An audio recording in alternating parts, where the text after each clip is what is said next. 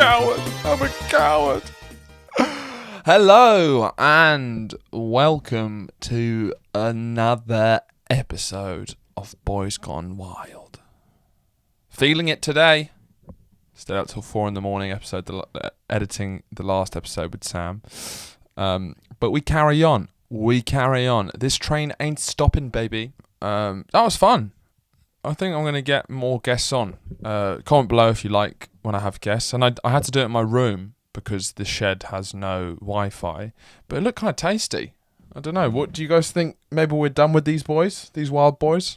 Because I don't know if the lighting doesn't look quite as good because it's sort of absorbed by these vinyl covers. There was something nice about that white wall that was a bit... fucking tasty. The Last Dance. Last night. That's part of the reason I stayed up is because I finished the last episode of The Last Dance. And it's brilliant. I love it. I mean, it is Netflix, so it is ridiculously over the top. And I love how in the show they managed to make, even though it's the greatest basketball team that's ever lived, they still managed to make it look like every game they're about to lose. Like, they won 6 titles in a row, but the real genius of the documentary is how they make every single game feel like they're just about to lose it. It's always like, we thought we were going to blow Utah Jazz out the water. All the games follow the same narrative, which is, we're the Bulls. We thought we were going to beat them. We're very confident, but they put up more of a fight than we thought. And then one of the people on the other team goes like, nice work, Jordan. And it was like, and then it cuts to Jordan going, and that's when it became personal for me. And then he dunks in the last second. But we're not here to talk about The Last Dance. We're here to talk about L. Ron Hubbard, who is one of my favourite boys to go wild and one I've known about for a long time. I'm not going to talk too much about the ins and outs of Scientology because there's a lot of podcasts and things that will do it a lot better. I will talk about some of my experiences with Scientology. But if you're looking for a podcast that really interestingly talks about Scientology, podcast with Harry Whittles and Pete Holmes, and it's about Harry Whittles is a comedy writer who helped write things like Parks and Rec, and basically he joined Scientology for a bit because he was struggling with alcohol abuse and just general addiction, and he talks about being in Scientology, and it's really interesting. Sadly, he killed himself a few months after the podcast, so it really is. It was in my top 5 podcasts of all time, I think. But the interesting thing that he said was that how Scientology sort of gets celebrities and people in is there's a lot of celebrities who are struggling with a lot of addictions and mental health problems, and Scientology offers a rehab solution. So you go to Scientology and basically they just offer incredible rehab, and which means they effectively manage to remove all sort of substance abuse from your life until you pass withdrawal and you're sort of briefly not addicted for a bit. But that's why when people go there, and because this is the thing, if you're going to set up a cult, make it a rehab. It's genius. Because if you're addicted to drugs and then a cult says we can cure you, you go there and they just do basic rehab, you become better, you will believe anything they said because they've cured you or they've helped you with your addiction. They will have changed your life, but it won't be like the Scientology didn't make it an effective rehab. The fact that it's just an effective rehab makes it an effective rehab with lots of money chucked in. L. Ron Hubbard is great because I do think he's a genius, but it's once again, going back to my theory, no matter how brilliant or talented any boy or man can be, they're all inherently dumb as shit. He's a great example because I think what he managed to achieve in his life could only be done by a genius, but he was also a fucking moron. So sort of a dream scenario for a Boy Gone Wild episode. He managed to do so much in his life. I mean, only setting up this religion that's he managed to make a religion that has thousands of members, millions of members today. He managed to set that up imagine setting up a religion where you're the founder and you're sort of the Jesus figure, and your name's Ronald. That takes a lot of skill. I think it's underestimated how much skill it takes to set up a obsessive, crazy cult when you're called Ronald. And thank you for the founder of this great religion, the true way, the only path, the one and only, the divine, Ronald. But he is an interesting person because once I've been to Scientology centers twice because I was very fascinated. First time I went on a date with my ex to L. Ron Hubbard's office. I think it's around Euston area in London, and it's free to go in. And you get a tour from a real Scientologist, like a 3-dimensional one you can touch and smell. And it's fascinating. If you're looking for fun, quirky date ideas, I 100% recommend going to L. Ron Hubbard's office. It was just me and her with this girl from Scientology who looked pretty normal as well. I don't know what I expected them to look like, but there was a intenseness behind the eyes, and we weren't allowed to take pictures in there, but she looked pretty normal. It's just such an odd aesthetic, Scientology. It feels like the whole religion feels like it's sort of generated by an AI.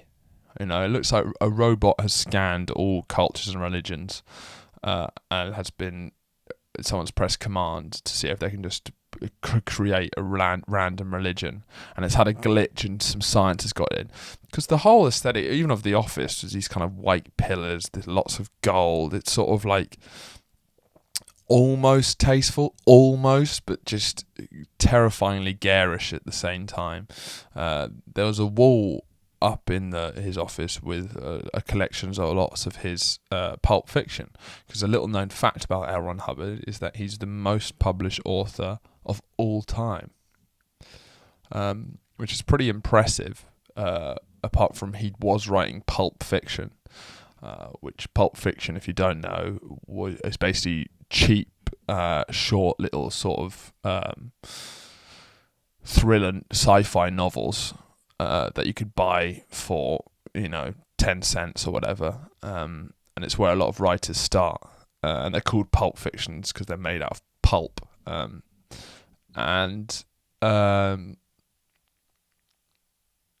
don't think it's a good sign for a religion or science, whatever they choose it to be, because they say science and religion interchangeably. I've spoken to quite a few Scientologists, and it seems that I don't know how. I asked constantly if it's a science or religion, and somehow I still don't know, because whenever it suits them for it to be a science. But the thing is, we're not saying it's religion, it's a science.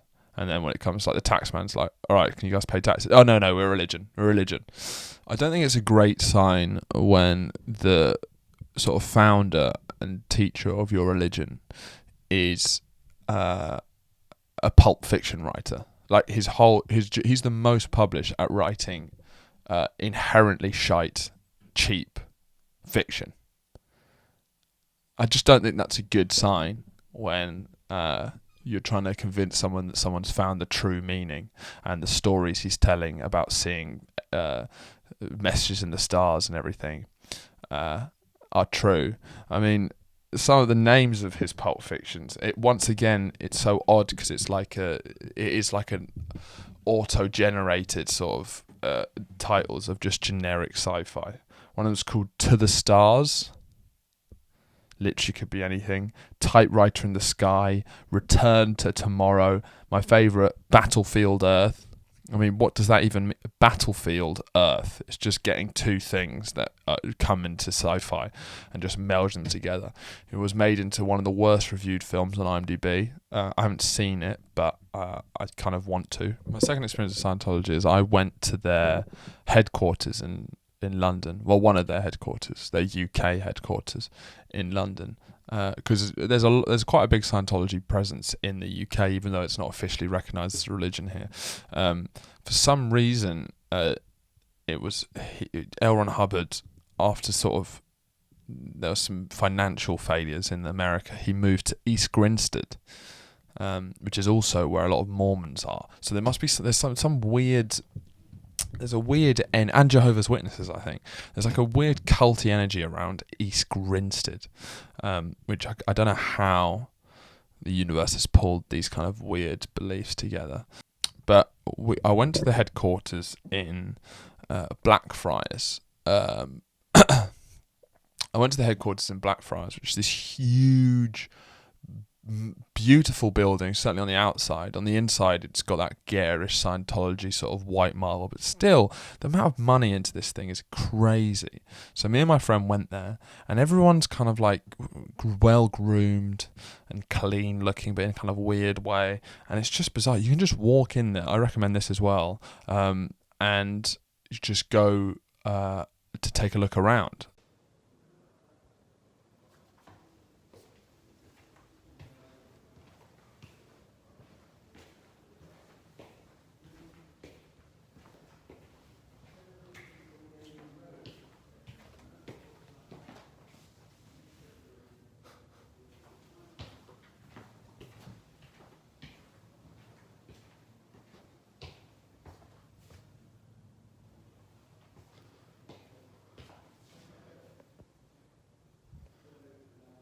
And so we were guided by a Scientologist who, for free, just gave up his time to answer any questions we had. He at least had an interesting take. I mean, weirdly, it's quite scary. After I went there, it didn't seem it didn't seem as mental as some of the documentaries had made it out to be. Even though I know it is. You can start to see where the appeal is. We'll go up into this place, and there's all these little booths that have these short propaganda films that are all just really cheesily done, and they explain the life of L. Ron Hubbard and how amazing he is and how incredible what he's achieved is, even though he's a fucking nutcase who when his second wife threatened to leave him, he said that he had kidnapped their daughter and chopped her up and butchered her. And only when she came back did he reveal that he hadn't. Just goofing, just my boy goofing. But they left that bit out of the video. But I was going to make this an episode on L. Ron Hubbard, but I think I'll just make it about Scientology because I'm running out of time. But when we were there, I asked a lot of questions, and the general kind of belief of Scientology, it seems, is that through auditing, which is their specific sort of version of therapy, even though I'm sure they wouldn't like to call it that, where they ask you loads of questions that reveal things about you that you would know, these kind of weird specific questions. Do you often react in anger, and are you often short-tempered? Are you good with kids? And just these kind of slightly off questions. And you have to answer them as quick as you can. Through that, there's this idea that they can work out basically traumas that have affected you from past lives. And that we've all lived many different lives, and a lot of people we're drawn to and connected to, we've met in many different lives. So another thing I learned when I was there was they think that when you have a smell or a food that you taste and you really have a bad reaction to it, that's often due to a trauma that you might have felt in another lifetime. But then after we'd gone through all the films, me and Mark got taken away into the belly of the building.